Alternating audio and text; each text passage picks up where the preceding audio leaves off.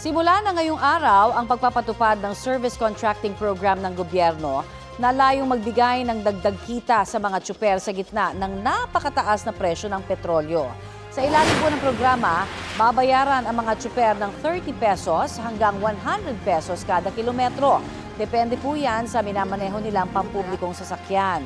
Sako po nito ang mahigit 800 ruta sa bansa na mga ruta sa mga pangunahing kalsada at mga dumadaan sa mga istasyon ng tren tulad ng LRT at MRT.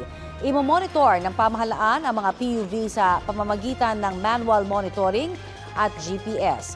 Kabilang din po sa programa ang 20% discount sa pamasahe ng mga pasahero.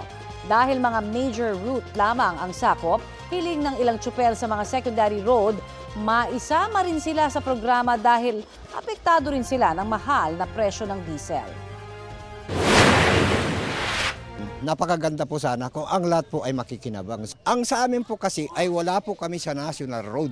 Nandito lang kami sa secondary road. Paano po kami makakasama dyan sa service contracting na yan? Bakit ayaw i-subsidize ng gobyerno yung kalahati dun sa itinaas ng diesel? Para pare-parehas po kami na makinabang.